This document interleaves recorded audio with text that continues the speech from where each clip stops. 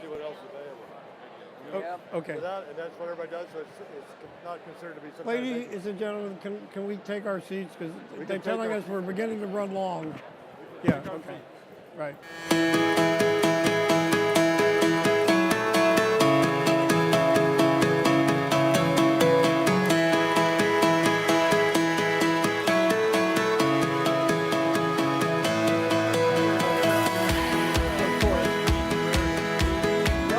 Hopkins Rotary Club, but it doesn't matter. You can use any name. Yep.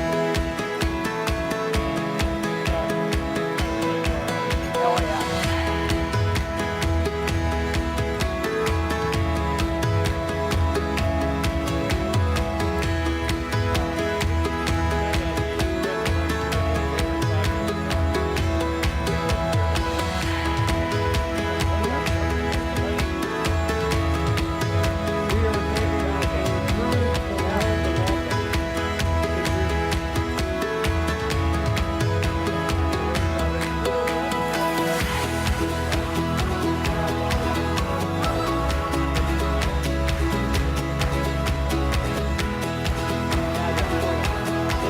I've never been to Malta, so I'm excited to see it all.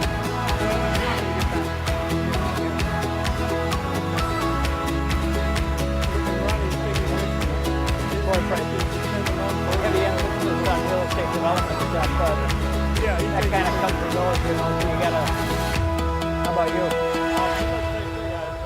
was called corporate real estate. I was working about commercial real estate. here we go.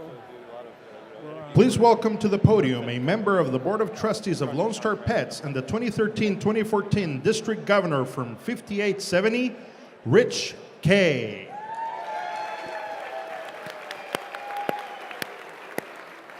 At the risk of some of you looking at your watch and realizing it is not technically afternoon yet, good afternoon and welcome to the fourth plenary session of the 2019 Lone Star Pets. You're now at about the 75% mark, not counting what you're all going to do on Sunday. And I hope that that time that you've invested has been meaningful, that you've got stuff out of it, that you listened to President-elect Mark this morning and got enthused about leading your club in the year to come. So I want to officially open this session and ask, if you would, please stand and remain standing for the invocation and the reciting of the Rotary object. District Governor-elect Jim Finstrom from District 5830 will give us our invocation. Let us pray. For what we are about to receive, let us be truly thankful. For those who planted the crops, for those who cultivated the fields, for those who gathered the harvest. For what we are about to receive, let us be truly thankful for those who prepared it and those who served it. In our festivity, let us remember too those who have no festivity, those who cannot share this plenty, those whose lives are affected by war, oppression, famine, and exploitation, those who are hungry, sick, and cold. In sharing this meal, let us be truly thankful for the good things we have, for the warm hospitality we share, and for the good company of fellow Rotarians. After this meal, let us go forth in service, true to our principles and those of Rotary, that all of our actions begun, continued, and ended in Thee may be to Thy praise.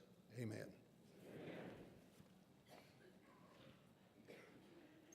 Please remain standing as District Governor-elect Beverly Grogan from District 5810 leads us in reciting the object of Rotary.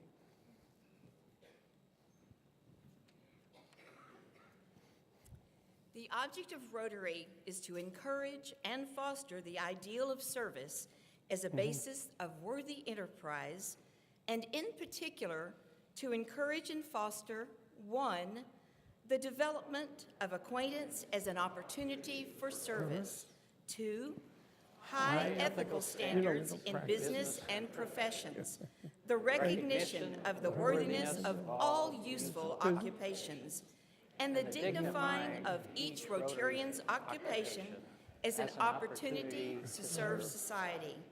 3, the application of the ideal of service in each Rotarian's personal, business, and community life. and for the the advancement and international understanding, goodwill, and peace through a world fellowship of business and professional persons united in the ideal of service. Thank you, Beverly. Please, if you would be seated, enjoy your meal, and after the appropriate amount of time has gone by, we'll reconvene for the rest of the meeting. It's interesting, the council legislation, you probably know there's several proposed changes to the object of Rotary. I mean, it's interesting what some districts think are You the are big deal. so well organized. So it's a Yeah, I pleasure know. working with I know. somebody who's It's, organized. If we I had love to remember, violence, if but we I had got to ask tell you, it's, one time.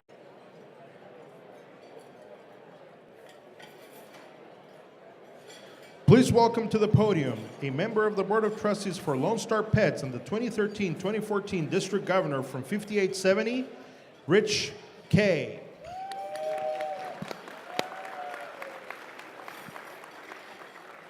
if you haven't finished eating, please continue to do that while we run through some of these preliminaries.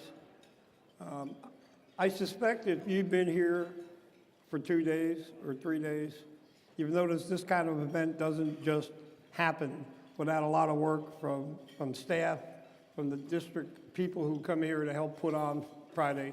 So I'd like to take a moment before we continue to introduce the head table for you. So from my left and your right, first David Berg, the director of the Hall of Friendship.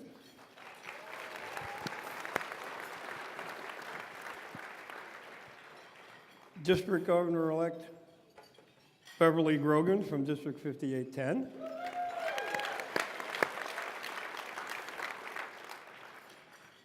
Carol Zeitler, wife of past District Governor Art Zeitler.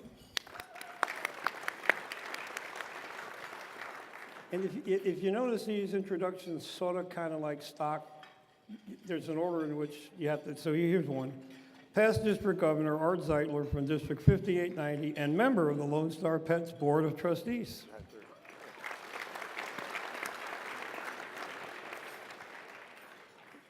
Past RI Vice President, past Rotary Foundation Trustee, General Manager and Chief Strategy Officer for Rotary International, Tom Thorfinnson, who will be formally introduced in a bit by Art Zeitler.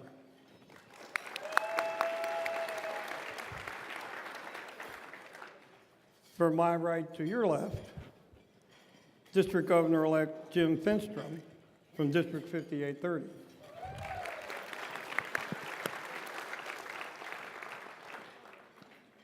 And Rotary International Director-elect Susie Howe from District 5890.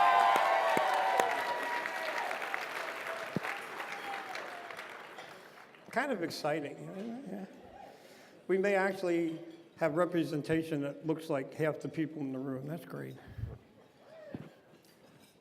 I'd now like to invite the sitting governors and their spouses who are in attendance who are in the middle of the fight in their year as governor. So if you're a current district governor and you're in the room, please stand and be recognized.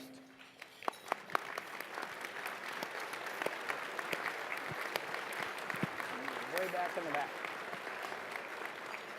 Okay. And now, without any further ado, past District Governor Art Zeitler will introduce Tom Thorfinnson.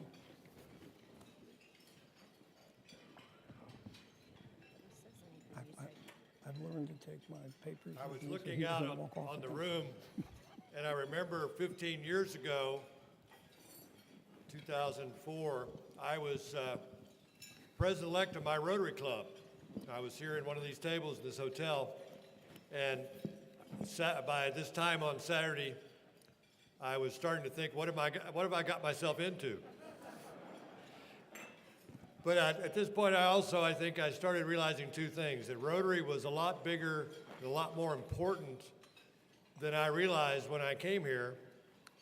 And number two, that I didn't have to do the job alone, that there were resources, information, connections available to help me be successful as president of my club. And so I would encourage you, when you go home, do not throw away those all those names and connections and information you've got because they will help you. Our speaker, Tom Thorfinnson, also started out like we did. He joined a Rotary Club. He became president of his Minnesota Rotary Club. He then went on to become a district governor. He then was elected to the board of directors of Rotary International, which is a big deal. And then he became vice president of Rotary. He also then went on the board of trustees of the Rotary Foundation. And then he made a fairly unusual but very good for Rotary job change. He left the private sector and agreed to become the chief strategy officer for Rotary International. So he's now working for all of us, and we'll let him tell a little bit about what that's all about. So I give you Tom Thorfinnson.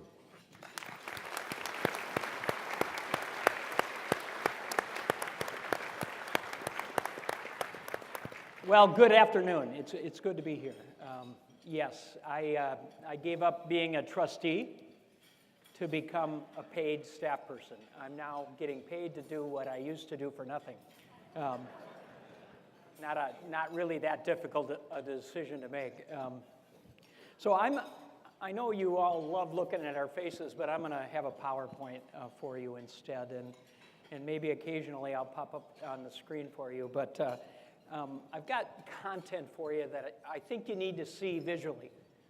And so I appreciate the crew helping out on this, putting this together to make it happen. So I've been there. I joined the Hopkins, Minnesota Rotary Club at the age of 24. I had just gotten out of law school, joined my father's law firm, and he made me join his Rotary Club. I walked into a Rotary Club that was all male. Back in those days, women were not allowed into Rotary. I had just graduated from Marquette Law School, where half of my class was female.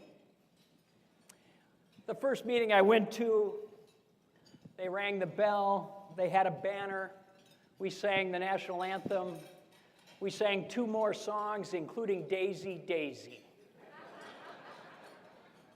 The average age of the club when I walked in was somewhere between 85 and 106.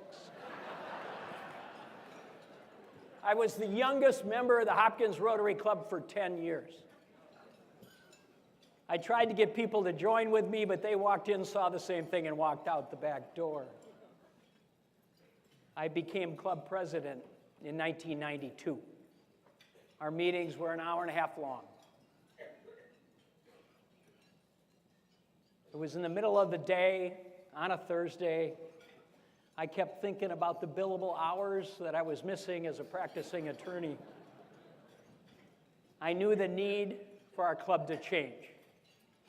I knew that we needed to shorten the meetings, that we needed to strip away some of the outside trappings of the Rotary Club and just deliver core values of Rotary. But you know what I did? I managed my club. I didn't lead. I managed to do the same thing that we had done the year before. Now, I got to tell you, I did it better than the guy before me. We raised more money. We did the same projects. Well, we added one. We put portable defibrillators in the meeting hall. So we were fortunate enough to start with 127 and end with 127 members.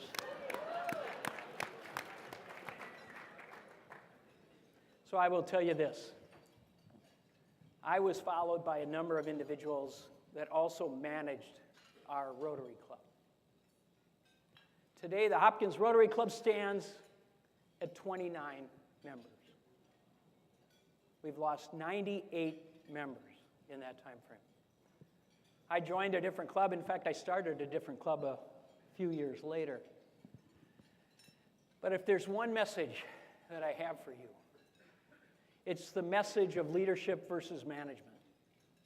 The message of the need for change and the need for you to step up and lead the change that needs to happen in Rotary today. Now, the good news is, you can screw up just like me and still get to be vice president of Rotary International. Or maybe even chief strategy officer for that matter. Kind of frightening, isn't it, that I'm the one? So let's move on to slide. So I want to go through with you why we have developed a new vision statement, a new strategy for this organization. There is a tremendous need for change in this organization today. Technological changes in the world are happening so rapidly that we need to keep up with the pace of change. Demographic issues, social changes, competition has changed. The most common question I have is, how do we compare with lions? I got to tell you, we don't even compete with lions.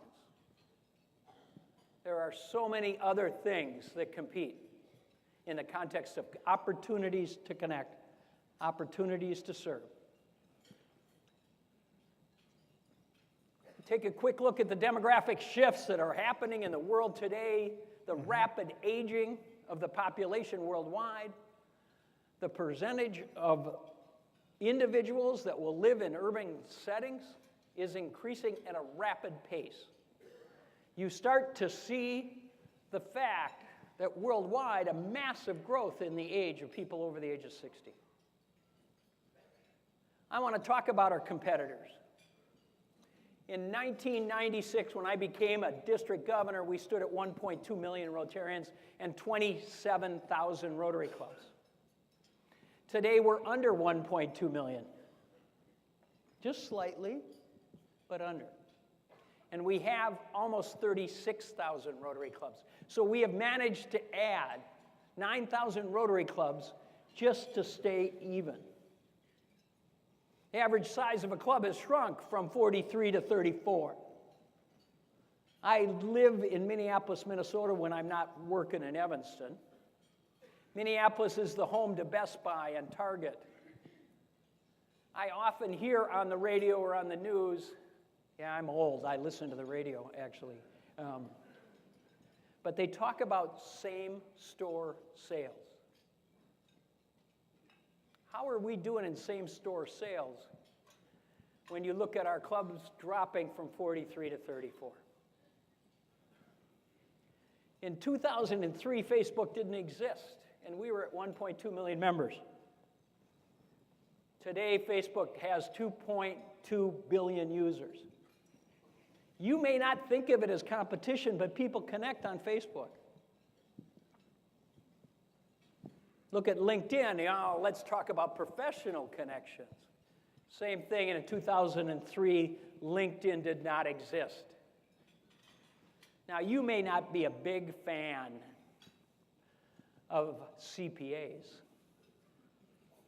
but there are 5.5 million CPAs worldwide on LinkedIn. And you'd actually be happy to have an accountant walk in and join your Rotary Club. How many of you have heard of Global Citizen? Amazing. Didn't exist in 2003.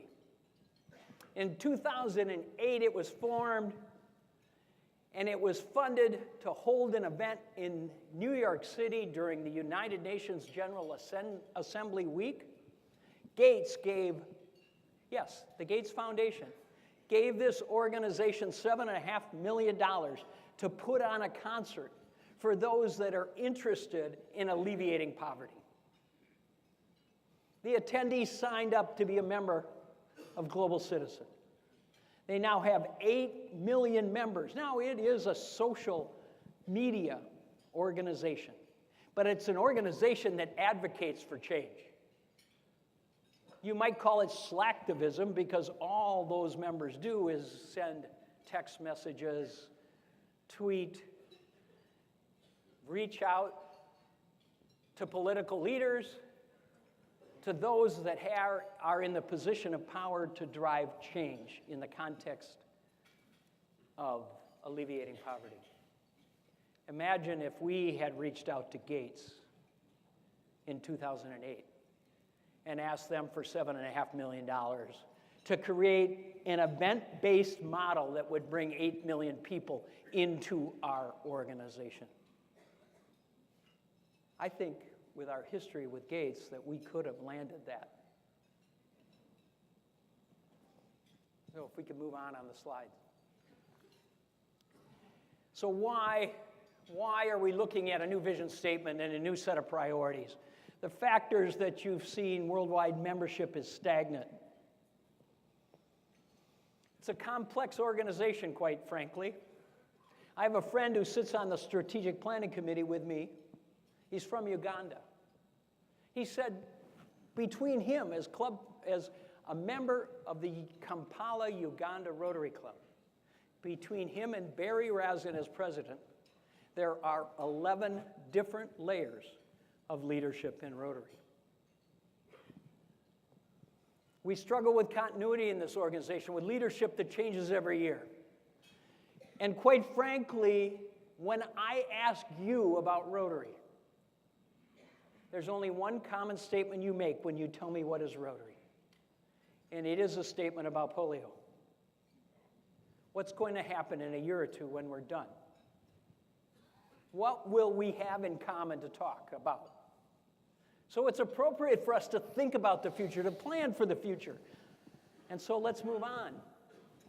You need to know where we are in the United States and North America today. See the membership numbers on this board. We have fallen 18.7% in 14 years in membership in North America. I just spoke with a governor-elect in Iowa. He set a goal for next year. His goal is to keep the reduction in members in his district below 100 next year. Can you imagine anyone leading that would step up and say, my goal is to keep us from losing more than 100? And yet he may be pretty realistic. Take a look at the worldwide trends. In blue is the Western world in Rotary membership. In yellow is the rest of the Rotary world.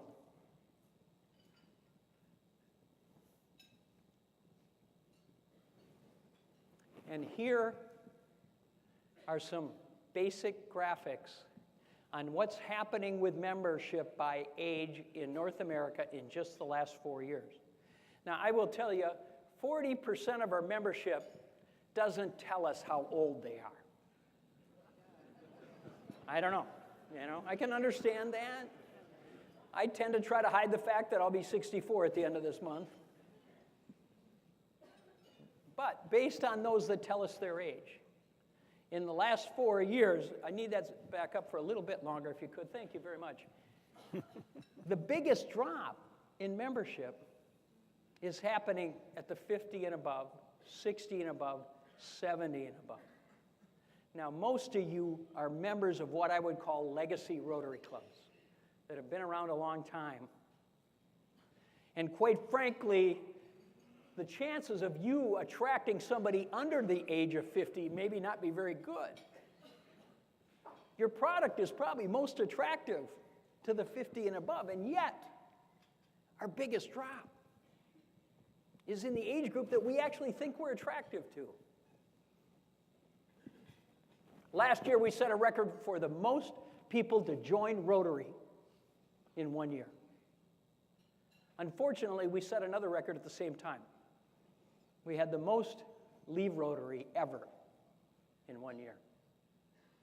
And that number was higher than the other number. We've dropped worldwide 3 years in a row, and the trend this year doesn't look any better.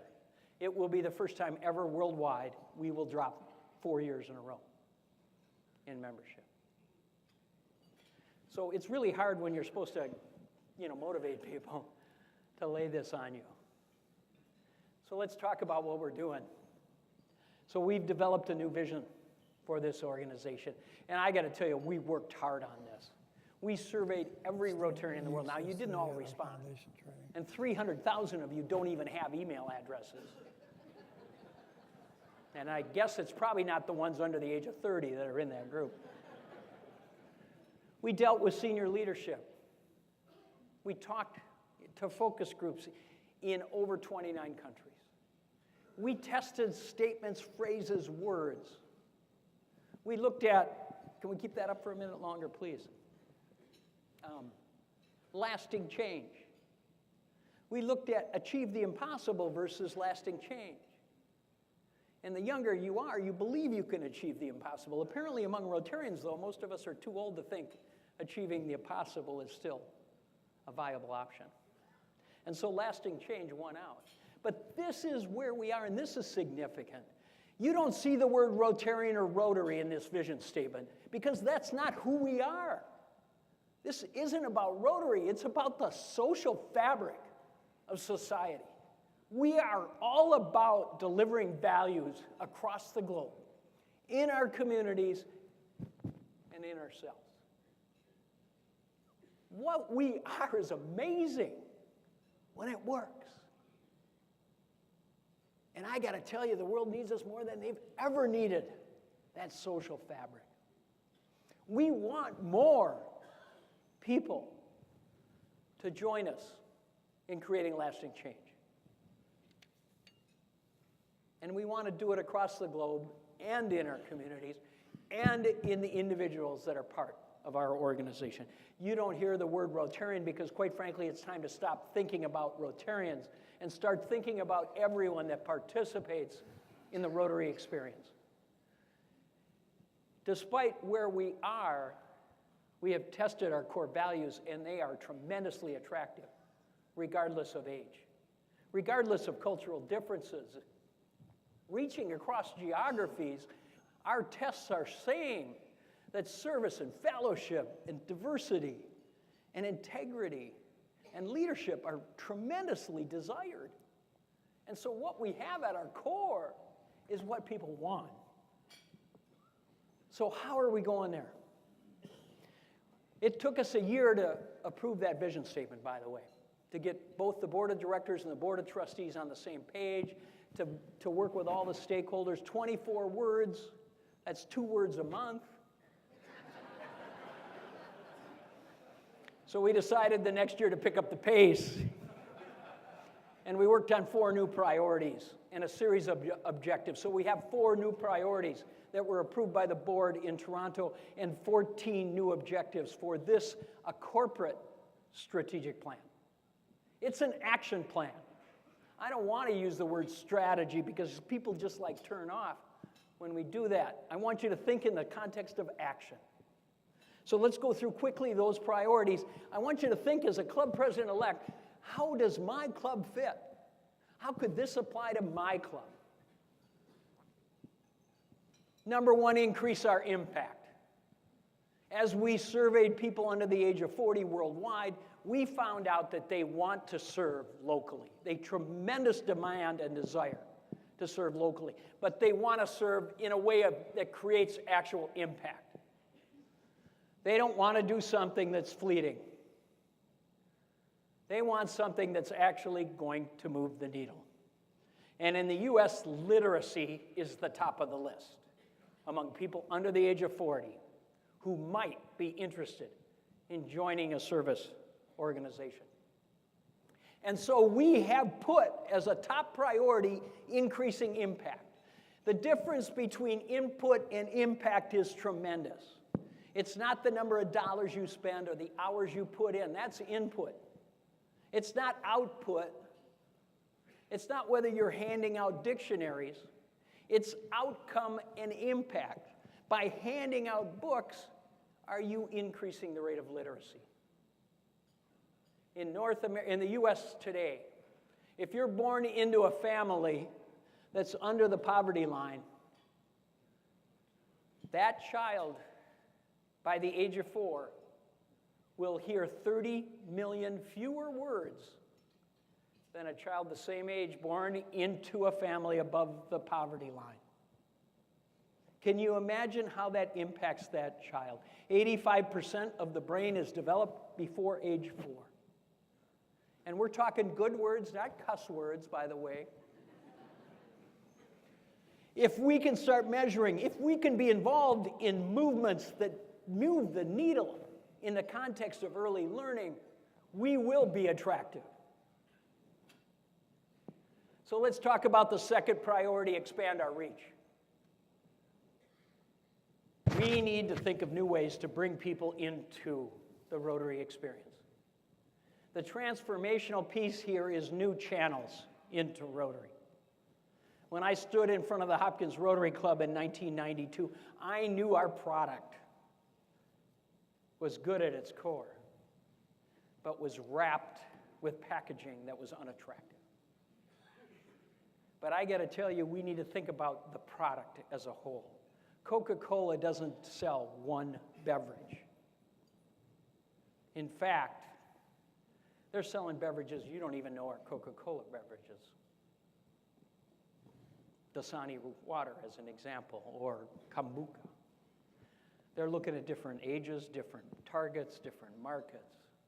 Does Rotary have the courage to do the same? Do we have the courage to understand that maybe the product that we have, our legacy clubs, is still attractive to those people in the club, but maybe isn't attractive to the 25-year-old?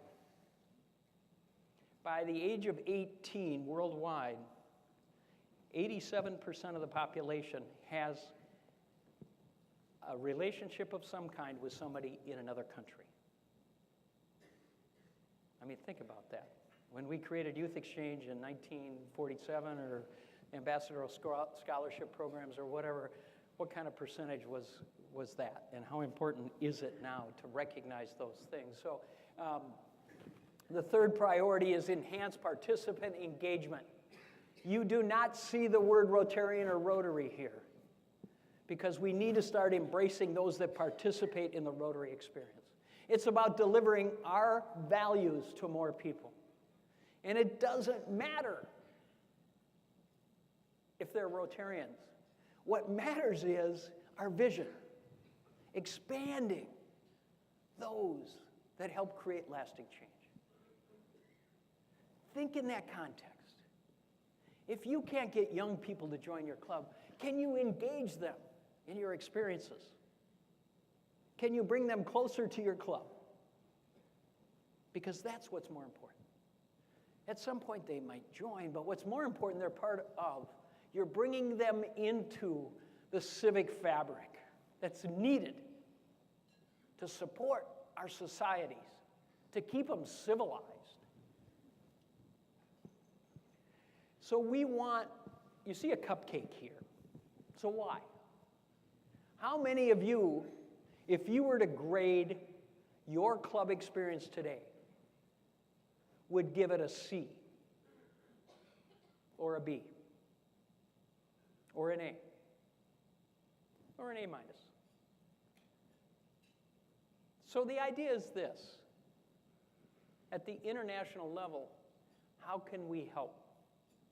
If you're getting an average chicken sandwich from your Rotary Club, can we deliver a cupcake to help bring the grade from C+ up to A-?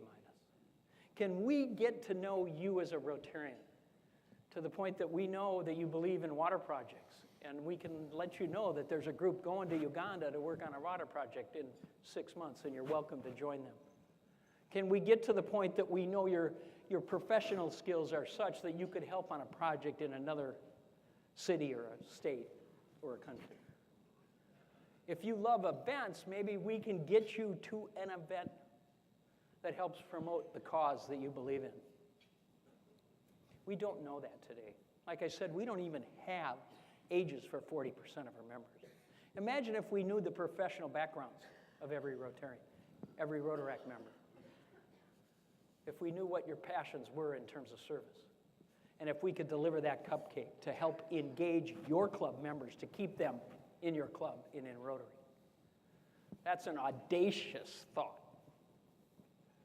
But can't we do that? Can't we create a customer relations management system that's strong enough to know everyone? Do you need me to help you with that? Do you know where your passions are for your own members in your own club? So the last one is increase our ability to adapt. Can we move? The pace of change is outpacing us regularly. And we have to have the courage. Is this your own club? Is your club adapting? So we're in the process right now. We've approved those priorities and those objectives. We are in the process of developing 17 strategic initiatives that will roll out over the next 5 years. We are very close to finishing what that roadmap looks like. Some of these things we hope to start 2 years from now and some 4 years from now. These are major initiatives that are going to take a lot. It'll be a big lift. It will necessitate us as an organization of stopping some of the things we're doing that aren't really productive, to free up resources so we can do what needs to happen to move the needle. So before I wrap it up, I want to tell you a story about one core value. And I do this because this is really important as a club leader. If you lose sight of our values, if you can't deliver on what our core function should be, then you're failing. So, my oldest daughter is Alexis. Alexis is now 35 years of age. So 30 years ago, Mom signed Alexis up for T-ball, which means she also signed me up as coach of the T-ball team. And,